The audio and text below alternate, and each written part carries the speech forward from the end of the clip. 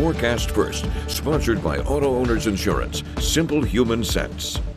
We have cloudy conditions across mid-Michigan this afternoon. Satellite and radar is trying to show a couple of light snow flurries falling for areas south of I-96, but there's a lot of dry air allowing for that snow to evaporate. As of right now, it'll be a different situation within a few hours. We're at 36 degrees in Lansing, 37 our current temperature in Jackson, and 34 degrees over in Hillsdale. We will slowly increase the chance for precipitation as we go throughout the rest of the afternoon and evening. We have dry weather in the forecast over the weekend and a lot of sunshine ahead as well. 6 News at noon starts right now. WLNS is here for you with 6 News at noon. President Donald Trump now once again modifying his 25% tariffs and pausing those on U.S. imports from Canada and Mexico that are covered under a 2020 trade agreement. It's our top story at noon. Thank you for joining us. I'm Megan Vaselli. The 1-month delay comes just days after the Trump administration imposed these tariffs. However, goods that the agreement does not cover remain subject to the tariffs. Meanwhile, the president took action to limit Elon Musk's ability to fire federal workers after tens of thousands already have been let go. Natalie Brandt is here for you with the latest from Washington. Even with a tariff pause on many goods from Canada and Mexico, uncertainty still looms over industries from agriculture to autos.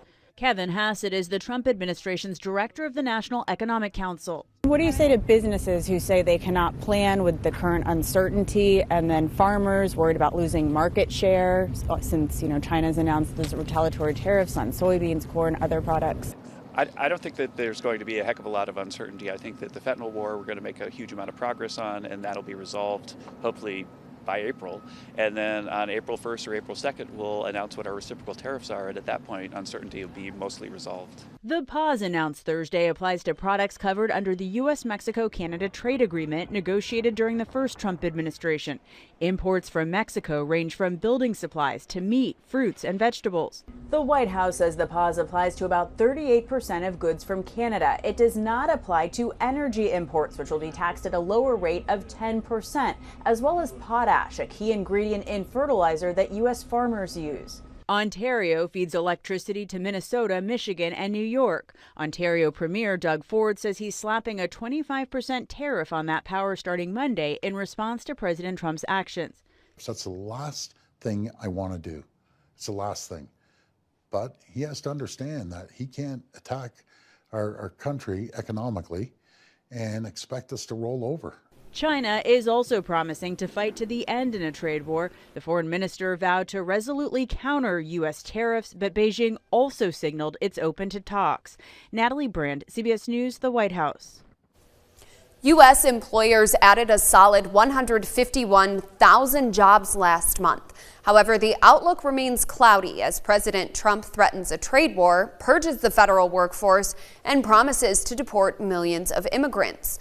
The Labor Department reported today that hiring was up from a revised 125,000 in January. Meanwhile, the unemployment rate rose slightly to 4.1%. And despite high interest rates, the job market has been remarkably resilient over the last year. Sticking with the economy, both rising grocery prices and border security were a big focus on last year's campaign trail, driving millions of Americans to the polls.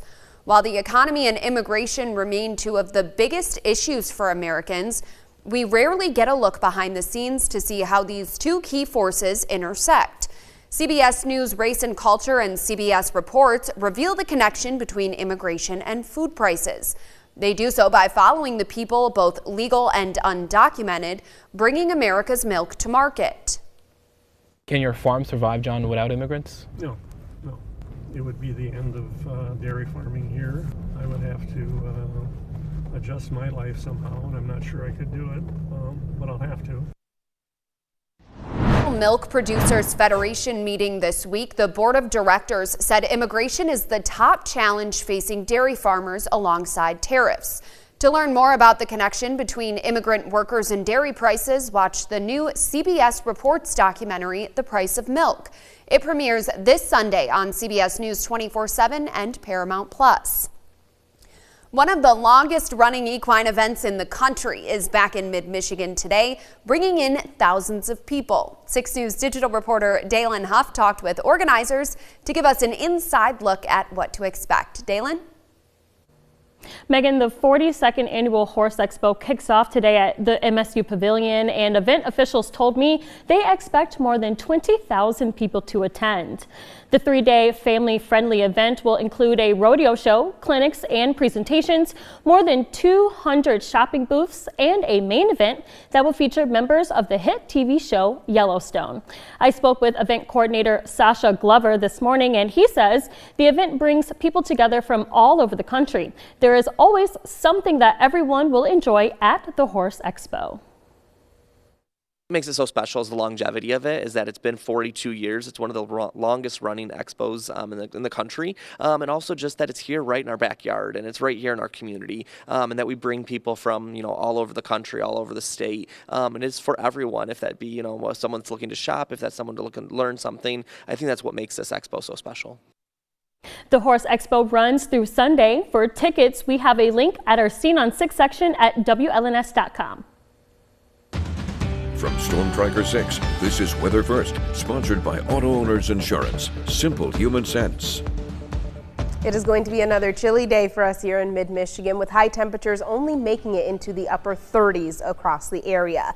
We will start to turn a corner over the weekend, though. Notice we have warmer and spring-like temperatures returning to the forecast on Sunday. By then, high temperatures trending above average, and we will be well above average as we move into the beginning of next week, with high temperatures in the 50s and 60s across the area. Outside right now, we are dry, but we do have a decent amount of cloud cover in place. Temperatures in Lansing 36 degrees, currently feeling just the same, with a very light breeze currently in place, only at 3 miles per hour coming out of the south. A very similar situation in Grand Ledge, 37 for our current temperature, with that peak wind gust of 13 miles per hour. More widespread cloud cover over in Jackson, currently feeling like temperatures are right at the freezing mark, with winds currently out of the south-southwest at 6 miles per hour. They gusted as high as 21 earlier this Friday morning. Over in Hillsdale, you can see a couple of snow flurries beginning to fly across the area associated with our next area of low pressure currently making its way into the region. Temperatures in Hillsdale 35 degrees, that peak wind gust only at 5 miles per hour thus far. Again, satellite and radar shows those light snow showers mainly falling for areas south of I-96 this afternoon, but this is all a part of a larger area of low pressure still centered off to our southwest. This area of low pressure going to track directly east as we go throughout the next few hours, and with temperatures still staying so mild here in mid-Michigan, we are likely going to see more of a rain and wet snow mixture across the area rather than just widespread snow like this particular model is showing. Another point of note, notice our temperatures across the area today generally staying in the mid to upper 30s. This will help to limit any potential snowfall accumulations across the area. And now I do think that we could see maybe up to ½ an inch of wet slushy accumulations on the grassy surfaces, but all of that is going to be melting across the area as we move into our Saturday, because notice there's a lot of sunshine in the forecast across the area, and maybe a small chance for an isolated sprinkle late Saturday night into early Sunday morning, which is also going to feature a lot of dry weather and a lot of sunshine as well, which will really start to affect our temperatures by the time we get into early next week. High temperatures for today, just slightly below average for this time of year, right around 41 degrees. We will make it up to a high of 39 across the area, again with that mixture of rain and snow possible. As we go throughout the overnight hours tonight, we stay dry and partly cloudy. That's going to allow our temperatures to fall all the way down into the low 20s, but winds are going to be incredibly light across the area, so we likely won't have a significant wind chill in place as we move into the start of the weekend.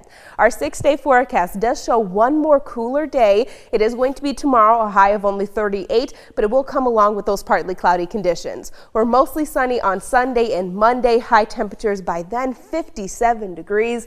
61 our forecasted high temperature on Tuesday, and it does look like we will stay still very spring-like with our temperatures just in time for Wednesday. So we just have to get through these 2 days of these cooler temperatures before we return to more of a spring-like feeling.